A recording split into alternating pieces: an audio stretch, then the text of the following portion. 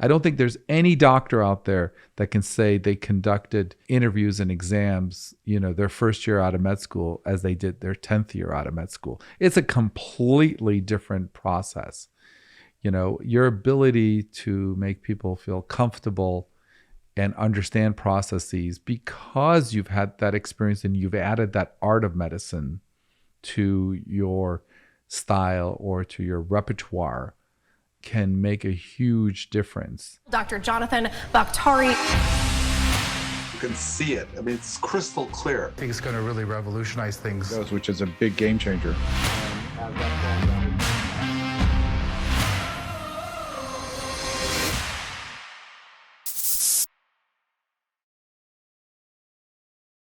So welcome to another episode of Bakhtari MD. I'm Dr. Jonathan Bakhtari, and today we're going to be talking about people who want to become doctors. So you want to be a doctor. So that's what we're going to cover today. And there's a lot that goes into it. So, the one thing I want to talk about being choosing to be a doctor is literally to choose to be a doctor is a decision you need to make realistically when you're 18. I can't think of a worse time in someone's life to make a decision that's going to impact them for the next 50 years. Because when you're 18, you make a lot of good decisions, but you also make a lot of bad decisions. It's probably not a stage in your life where you can really relate to what you're going to want when you're 28 or 38 or 48. Most 18-year-olds can barely know what they want for breakfast that morning, let alone what their life should look like when they're 28 or 38 or 48 or 58 or 68. Unfortunately, to maximize your chance to get into medical school, you really need to make that decision around the age of 18 or 19. Yes, there are people who make it later in college, or there are people who, go back to college later in life and then apply to med school, of course. But let's focus on what I would call more the straight arrows. The straight arrows are the term we use for people who just go to high school, go to college, go to medical school, residency, fellowship, and they're just like a straight arrow. There are many other people who, of course, get a law degree and then go to med school or whatever, but they're not the majority. They're the minority. The bulk of people going to medical school are the straight arrows. And those straight arrows who I want to talk to first, because the straight arrows have to make their decision at 18 or 19 because your requirements to get into med school are things that are ideally things that you'll want to focus on early in your college career. It's hard in your senior year to say, oh, I'm going to take all these pre-med courses and I got to get great grades. I got to do research and volunteer and all the things that are going to maximize your chances to get into medical school. So I think the real issue is, are there a lot of 18-year-olds that really know what they want to do for the rest of their lives? Obviously there are, because there's tons and tons of 18-year-olds that are pre-med, right out of the gate when they start college. And to those people, you really have to wonder what it is about, going to medicine that's attracting them. A lot of 18-year-olds want to become pre-med because they either like the concept of helping people, want to be in a profession that gives back, takes care of people, makes an impact. There's some economic security certainly associated with that.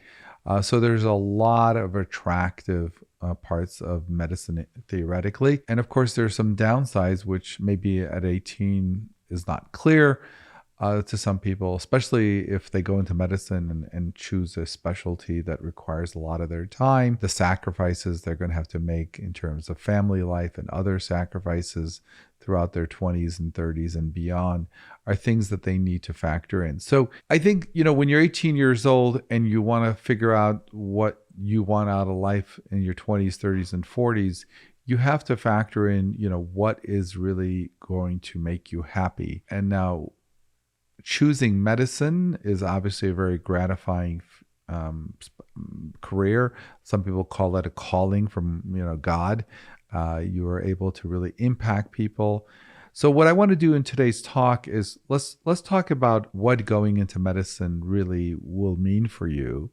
And then let's talk about some of the downsides of going to medicine. Not that this should dissuade you, but that you should factor it in. So let's talk about medicine in general. So if you're pre-med or you're thinking about becoming pre-med, one of the amazing things about going into medicine is it really is a privilege and an honor to be a physician and to be a healthcare provider.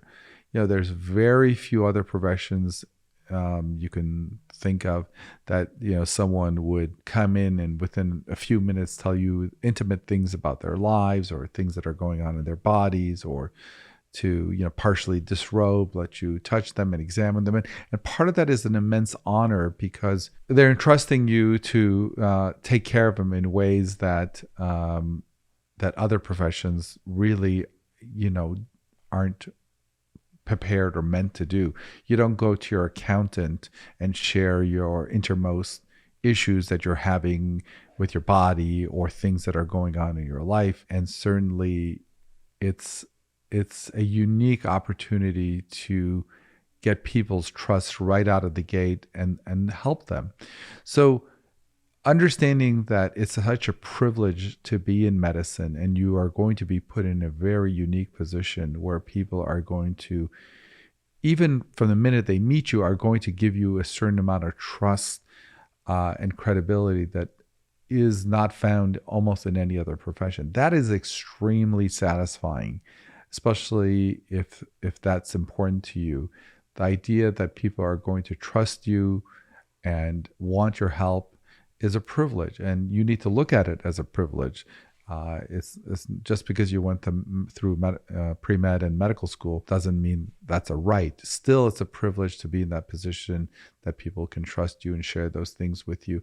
And also you can make an impact on their lives depending on how committed you are. You can literally make an immense difference on people's life, and not only how you help them medically, but how you serve up the information, how you present the information. I can't tell you the number of times where people have told me, I went to that specialist you referred to me, and boy, oh boy, after talking with him, I had a whole new perspective. It didn't really change the diagnosis. It didn't change, what the treatment plan was, but it gave them a certain outlook. Depending on how hopeful, how much care that was conveyed, it can make a huge difference. So these are some of the amazing upsides of becoming pre-med and becoming a doctor, that you will be in that position to earn people's respect and also have an impact on their lives.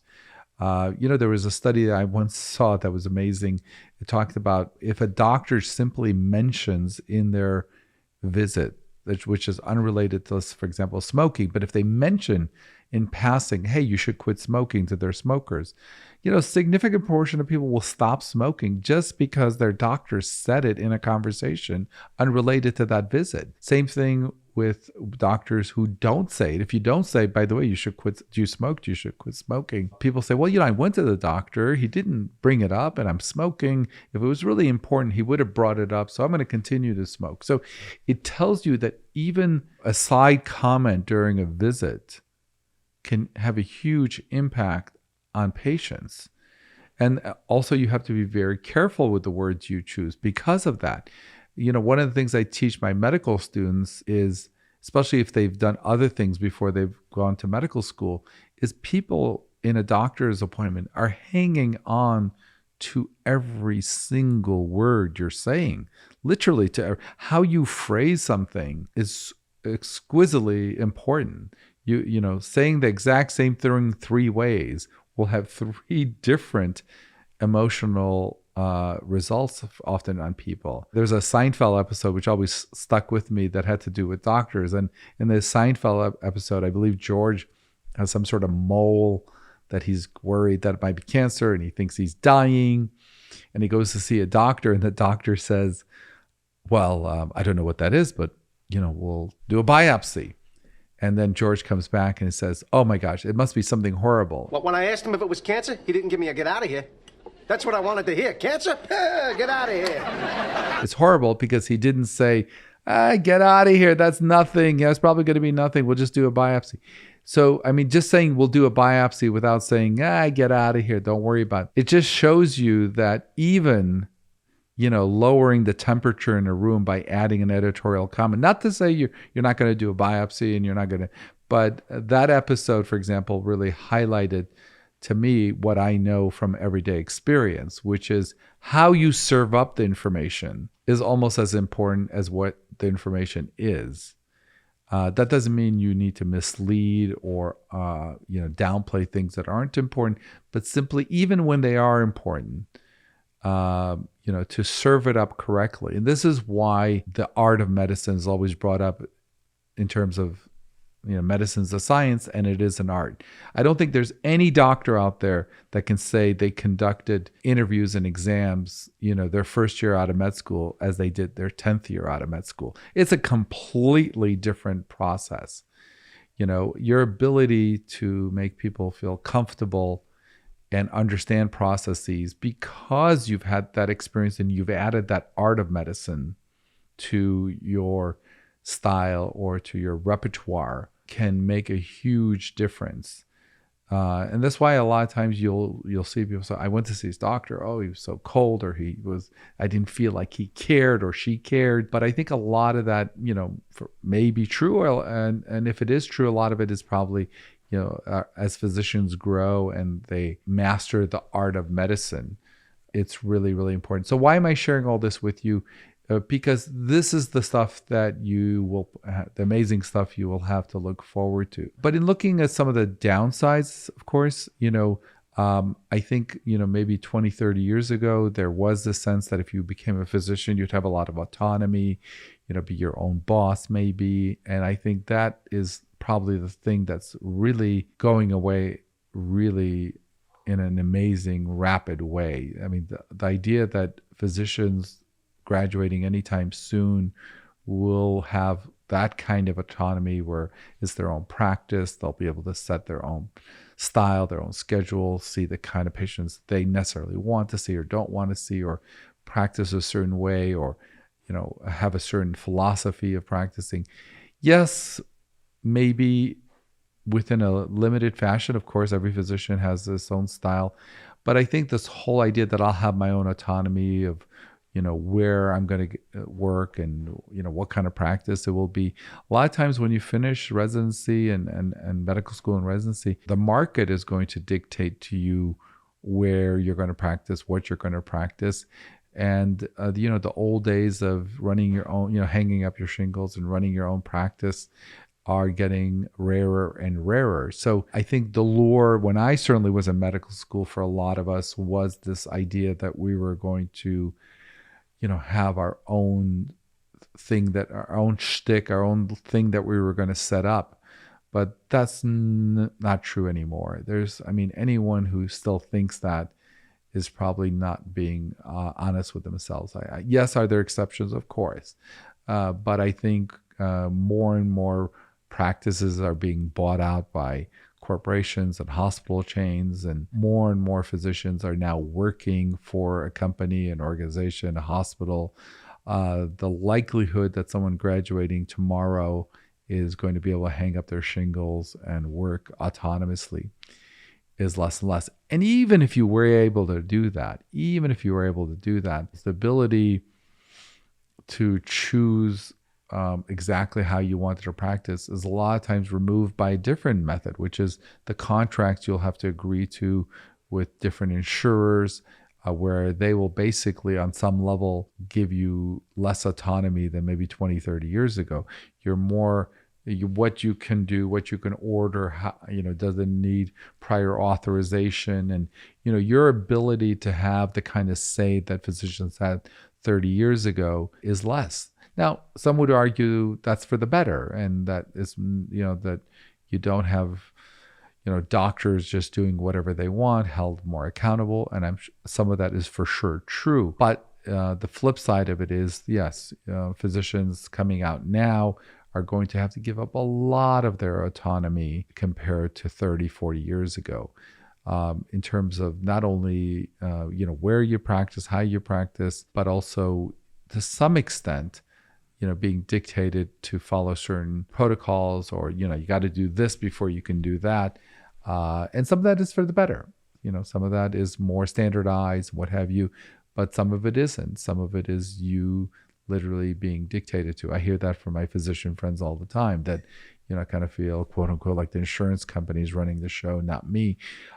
Some of that is an exaggeration, but some of that is also true. So I think going into medicine thinking that you're going to have a lot of autonomy is dwindling away, and the direction is going is that it will be less and less autonomous as the years roll by. That's certainly the pattern, and the consolidation where hospitals are buying out practices, and then corporations are buying out hospitals, and they're consolidating and what have you. So I think if I was pre-med right now, I would probably envision a world where, more than likely I will be working for someone, literally collecting a paycheck, the 401k and blah, blah, blah. I think it will be much more likely to be in that direction than someone who's is running an independent business, meaning hanging up your shingles and having your own practice. So I think that is the great divide. Now, one of the upsides of that has been lifestyle. I think, physicians who used to run their own practice, because they were the show, think of it like opening a pizzeria. You're going to put in whatever hours it takes to make that a success. And same thing with a medical practice, not to compare it to a pizzeria, but still, when you're running your own practice, you can put in endless amount of hours into it, versus when you're working for someone else. Yes, you lose autonomy, but what you actually gain is you gain a regimented lifestyle. So you may work 40 hours a week and have time for family and friends and children and what have you. So that's a mixed bag working for someone else. But if you are working for someone else, you'll have better lifestyle. But then the flip side of that, of course, is financially, you will have some limits to what your upside is. You're pretty much exchanging the autonomy and somewhat limit on your financial side for a better lifestyle, a more predictable lifestyle, more predictable hours. So that's probably the most glaring changes that has happened in the last 10, 20 years. So if you're pre-med now, the idea that you're going to go into medicine and have autonomy, that's probably going to go away, but your lifestyle is probably going to get better, but your financial side may be somewhat more limited than before. If I'm not the first person telling you this, then yeah, you should really understand that. This is the new world of medicine that has evolved in the last 10, 20 years. What I want to do is create more content about the journey of, choosing to become a doctor, becoming a doctor, and the choices on that. So if you want to hear more about that, look forward to that, subscribe and follow. And I'm going to create even more content about the journey of getting into medical school, getting into the medical field, and becoming a doctor. So the next thing I want to really talk about is, if you're thinking about being pre-med, what kind of commitment is that? First of all, to get into any decent medical school, you're going to need to have excellent grades, a 3.5, 3.8, whatever. I don't know what the average is now, but certainly it's, you need to have pretty much A's in college. And honestly, to have A's in college has very little to do with how smart you are. It has more to do with how many hours you're planning on putting into every course. And if you're an 18, 19-year-old and you have a lot of other distractions, a lot of other interests, you're watching a lot of YouTube or whatever, that's going to be challenging. And the last thing you want to do is, go through 4 years and not get into medical school. So you want to maximize your chances to get into medical school, which of course, number one means having amazing grades, pretty much straight A's. I mean, couple of B's here and there. Certainly if you want to pick your medical school, you're going to need straight A's pretty much across the board. If you want to pick, if you don't want to pick and you'll get in, you'll go wherever you get accepted, having less than an A average is probably, I guess, okay. And the further you are away from a 4.0 is the worse it's going to get in terms of you picking.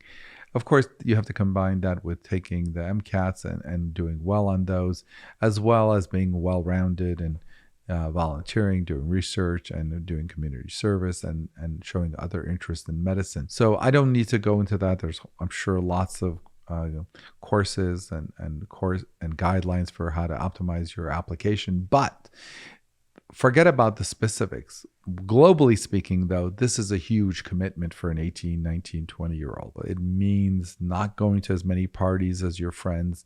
It means, putting in 12-hour days on the weekends, potentially, to get through organic chemistry, physics. And if you're not ready for that, everything I said in the first part of the video doesn't really matter, does it? Right? Because it's like the old adage, like someone may say, hey, I want to look like Arnold Schwarzenegger, in his prime. Well, I said, well, why don't you look like Arnold Schwarzenegger? Well, I don't want to go to the gym 6 hours a day for, 5 years. So it's one thing to say, I want to be a doctor. I want to be pre-med. I want to look like Arnold Schwarzenegger. But are you going to put in what it takes to get there? Because if it came in a bottle, if getting a 4.0, came in a bottle, you just buy it, everyone would go to medical school. I think the reason some people who want to go to medical school don't go to medical school is while they may want to go to medical school, they do not want to put in the tremendous amount of hours in probably, the prime of your life, hanging out in a library or, studying with, in a lab somewhere. So I think you have to understand what is going to be asked of you if you want to get, especially if you want to get into great medical school or you want to get into the medical school of your choice. You can pretty much kiss your 18 to 21 year period, goodbye in terms of having lots of free time to do lots of outside interests. That doesn't mean, of course, you can't do other stuff, especially, on the summers or spring break or what have you, but it is a real commitment of time. And if you're not prepared for that and you just, think you're going to sleepwalk through college and then get into medical school, that's probably not going to happen. So I think, the first part of the video, we talked about, the pros and cons of medicine. But if after all that, you're like, yes, I want to go, then you have to understand, hey, what am I being asked of?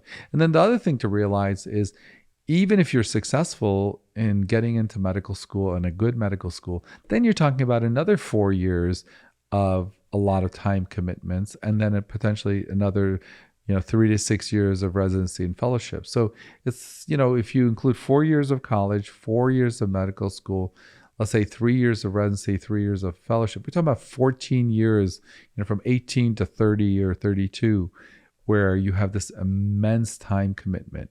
So again, if you want to look like Arnold Schwarzenegger, you got to go to the gym 6 hours a day, drink a lot of protein and all that stuff. If you want to, get into med school and have this amazing medical career, you may be looking at a big time commitment from the age of 18 to close to 30. You have to understand that going in, right? And are you prepared to do that and the sacrifices that involves? So I don't want to end on that note because I want to tell you something. If you can get through all that and have the privilege of getting through and coming out on the other end, there's an immense amount of satisfaction in ways that no other career can give you. There's nothing else like saving a life, making an impact on someone's life, altering the course of people's lives in ways that you can't even begin to imagine. You can't even, I wish I could tell you the hundreds and thousands of times patients, family members have come up to me and said, you or another doctor I referred them to really changed everything for them. So there are few other professions that allow you to have this impact. I think the most common question I get, and I was on a podcast, this morning, they asked me the same question, was it worth it? And, what did it mean to you? And, having gone through it, I can tell you on the other side, it's really, really immensely rewarding, and the ability to, and the privilege to impact people's lives in ways that very, very few other professions allow you. Yes, are there good CPAs that, can make your life easier? yes, if you find a good, even dentist, or not to minimize that, or you find a good person to help you remodel your house or whatever. But there's very few things that can change your life like a physician or a healthcare professional, which includes, other healthcare professionals too. It's a very unique opportunity that if it is your cup of tea, you should not pass it up. You will have a very thrilling experience while you're going through the process and coming out of it. I want to end on really one funny note, because I think this idea that, if you go through medical school, that you'll have this privilege to save lives and help people. I remember finishing medical school and starting my internship, and it was my first night of being on call, literally my first night. And actually, it was the first day of internship. They put me on call. And I remember, at 5, 6 o'clock when everyone left, and I was the last member of the team who was going to sleep at the hospital. So I got a page, back then pagers, got a page from a nurse who said, hey, Dr. Bakhtiari, I want to just let you know, Mr. Smith in room blah, blah, blah is short of breath, or something like that. And I remember the thing running through my mind saying, oh, wow, some guy is very short of breath. Why aren't they calling a doctor? And I'm like, oh, they're calling, I am the doctor. It's really, when that finally hits you, you're like, wow, what a privilege, what an honor, And so I think even when you go through it, it's, at some point, you've heard it before, you have like this imposter syndrome. You can't believe someone's calling you to help other people. And when that happens to you, you really get a sense of what an honor it is. So anyway, I hope that helps you. I hope that gives you the big picture on some of the things you have to chew on and think about in making your decision whether you want to go to medical school. Thank you for watching. Make sure you comment, like, and subscribe if you like this video. If you have more questions about this topic, or you want me to cover other topics, please leave it in the comment section below. You can also check out my website, Bakhtari MD, where you can find more content like this, and also sign up for my newsletter. Thank you, and be well.